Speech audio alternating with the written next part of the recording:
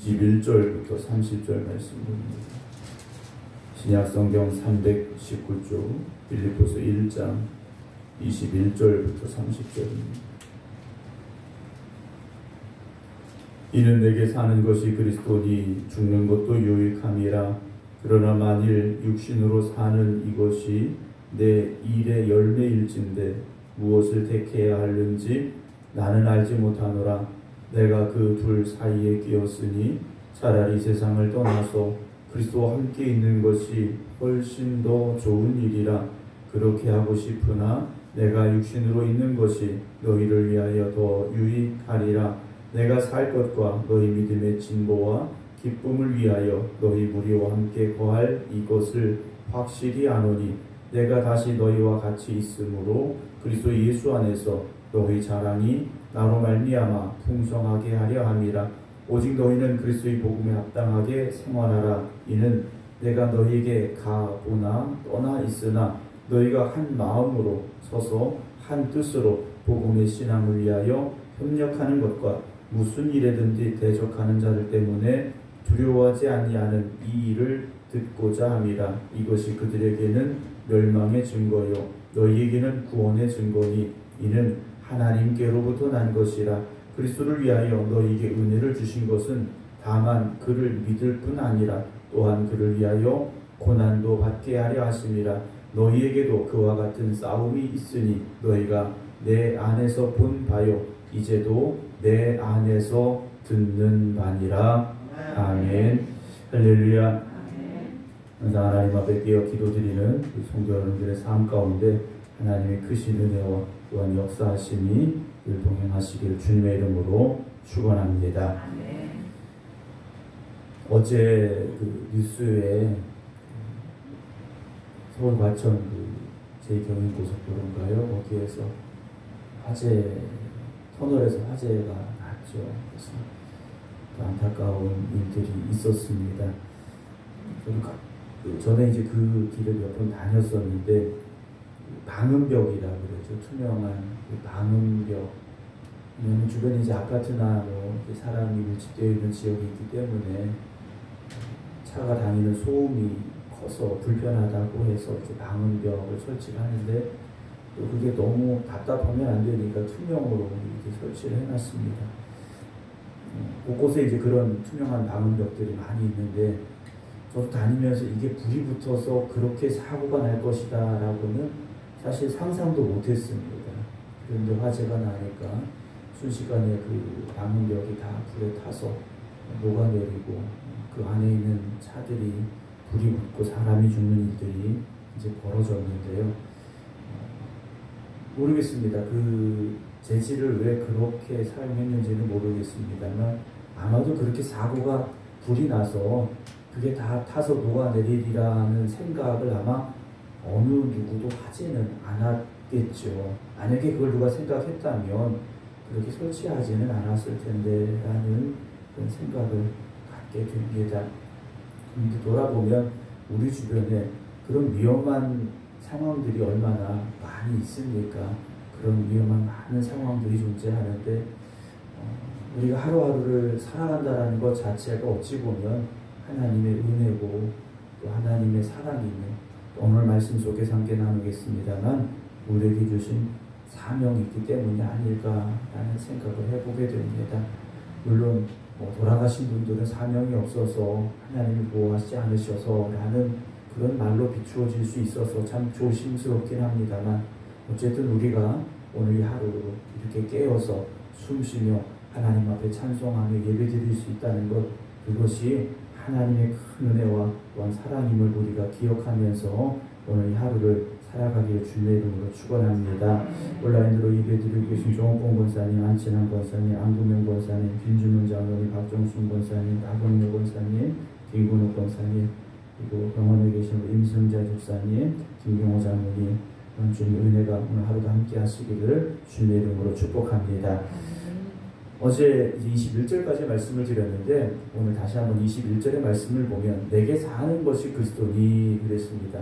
내가 살아가는 것, 그 삶의 목표가 어디에 있느냐, 삶의 의미가 어디에 있느냐, 결국은 예수 그리스도에게 있어야 된다는 거죠. 내가 그렇기 때문에 살아도 예수 그리스도를 위하여 살고 죽어도 예수 그리스도를 위하여 죽을 수 있다면 죽는 것도 내게는 유익하다라고 말하죠. 왜냐, 바울은 부활에 소망이 있는 사람입니다. 말씀을 더 보면 22절에 그러나 만일 육신으로 사는 이것이 내 일의 열매일진데 있습니다. 바울은 자기가 지금 숨쉬며 살아가고 있는 이 삶은 내 일의 열매라고 말합니다. 바울의 일은 무엇입니까? 복음을 전하는 거죠. 십자가의 복음을 전하는 것, 그게 바울의 일이었습니다. 그래서 바울이 육신으로 살아가는 것, 숨쉬며 살아가는 이 모든 것이 바울에게 맡겨주신, 하나님께서 맡겨주신 그 복음 증거의 사명의 열매라고 말하죠. 그래서 무엇을 택해야 하는지 내가 잘 모르겠다 그래.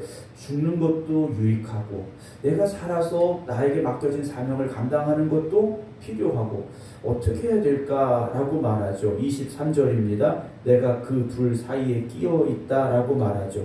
사는 것과 죽는 것 그 사이에 끼어 있는데 차라리 세상을 떠나서 그리스도와 함께 있는 것이 훨씬 더 좋은 일이라 그래. 아까 말씀드렸듯이 바울은 부활에 소망이 있는 사람, 천국에 소망이 있는 사람입니다. 그래서 바울은 빨리 세상을 떠나서 예수 그리스도와 함께 있는 것, 그게 훨씬 더 좋은 일이라고 생각하는 사람이었다라는 거죠.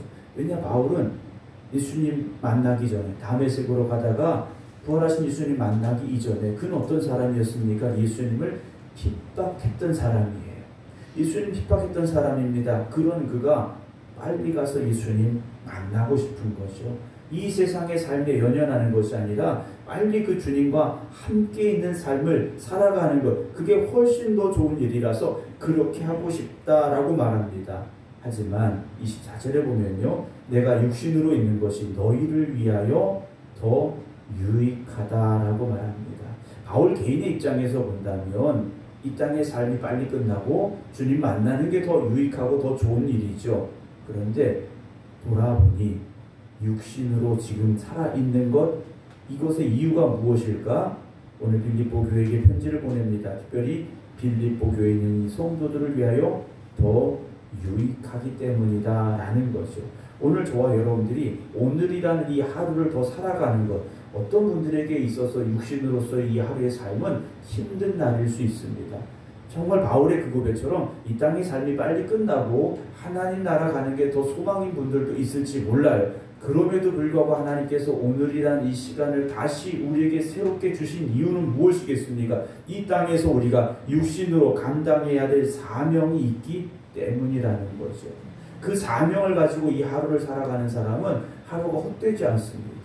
하루가 고통스럽지 않다라는 거죠.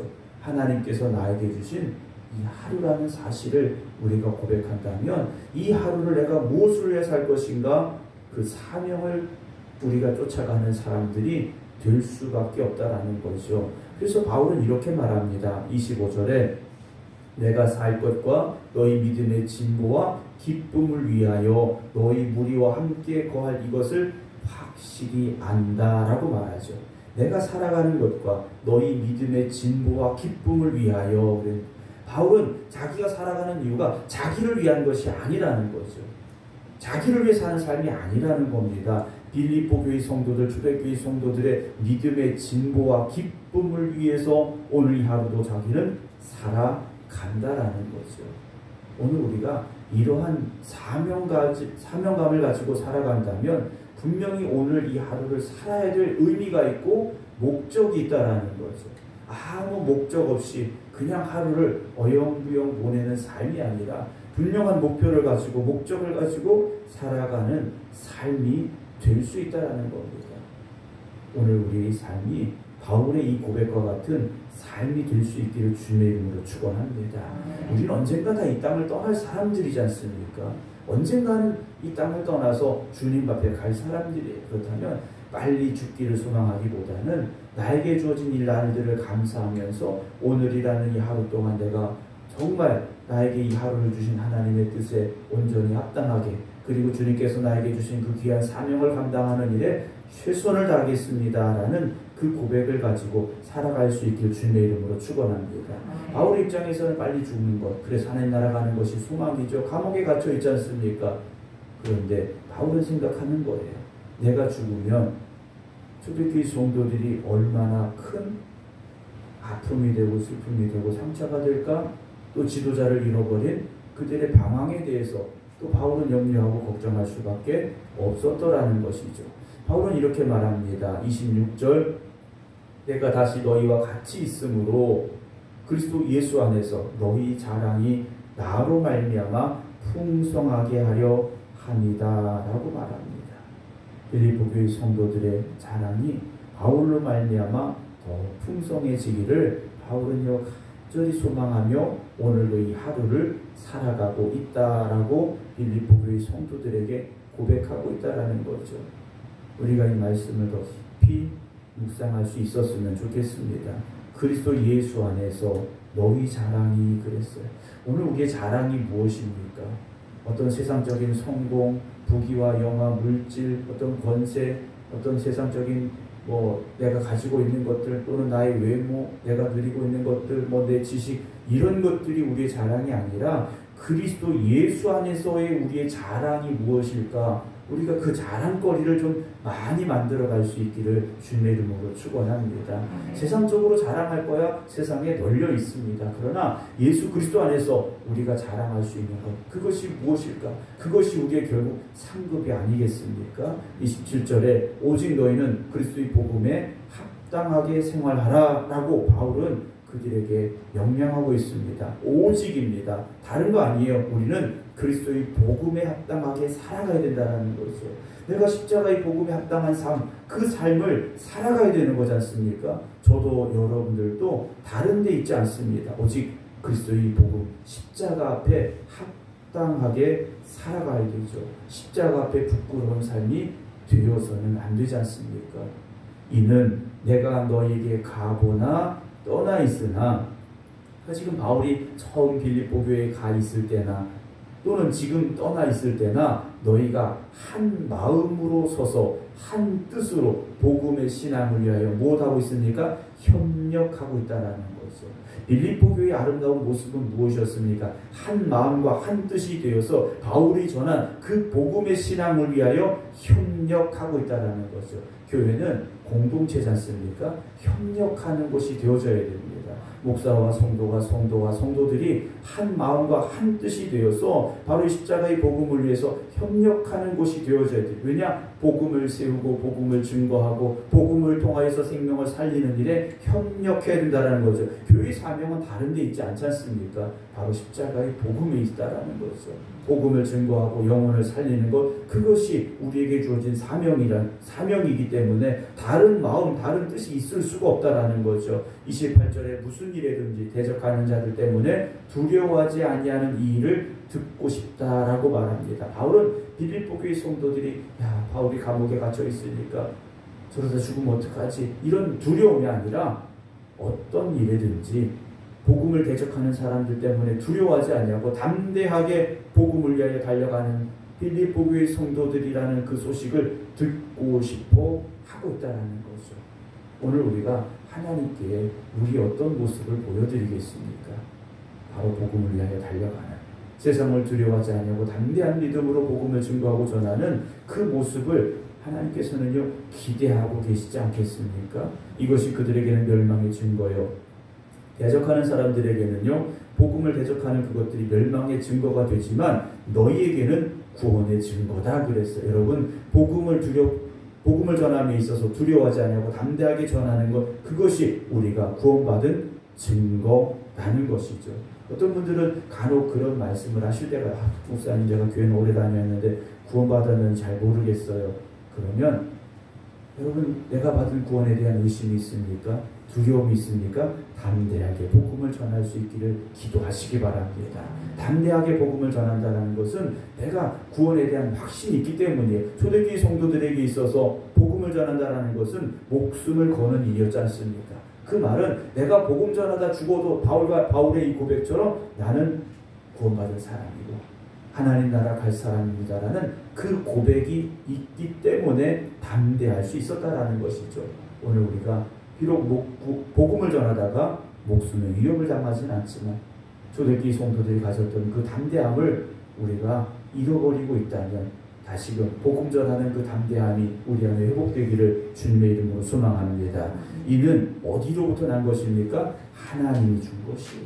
하나님이 우리에게 주신 증거라는 것이죠. 29절입니다. 그리스도를 위하여 너에게 은혜를 주신 것은 다만 그를 믿을 뿐 아니라 그랬습니다. 우리가 주님으로부터 은혜를 받은 것, 우리가 은혜를 누리고 살아가는 것, 주님을 믿습니다. 그것뿐만 아니라 또한 그를 위하여 고난도 받게 하려 하심이라 그랬어요.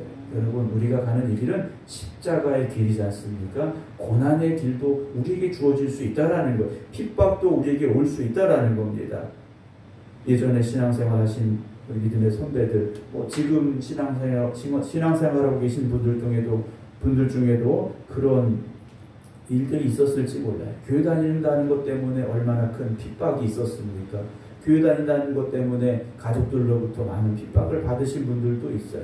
그러나 그 고난이요 결코 헛된 것이 아니었음을 우리는 말씀을 통해서 보게 된다는 거죠. 결국 그것이 우리의 구원의 증거이고 하늘의 상급이라는 사실을 잊지 마시기 바랍니다.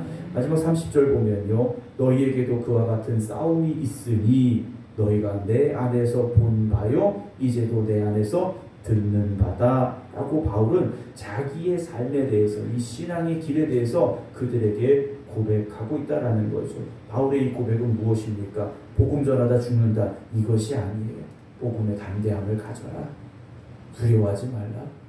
주님이 함께 하신다. 우리에게 맡겨주신 사명을 감당하는데 주저하지 말고 앞서가는 복음의 증거자들이 되자 라고 바울은요 빌립보 교회 성도들에게 편지를 써 내려가고 있습니다. 사랑하는 성도 여러분, 우리의 소망은 어디에 있습니까? 하나님의 나라에 있는 사람들이지 않습니까? 하나님 나라의 소망을 두고 살아가는 사람들이 세상의 것 때문에 연연하지 마시고 세상의 일들로 인하여서 두려워하지 마시고 복음의 증거함에 있어서 담대함을 가지고 오늘도 이 하루, 나에게 주신 이 하루가 하나님 주신 복된 날임을 기억하시면서 주신 사명 잘 감당할 수 있는, 그래서 하나님 나라의 상급을 쌓아갈 수 있는 저와 여러분들이 되기 주님의 이름으로 축원합니다. 기도하겠습니다.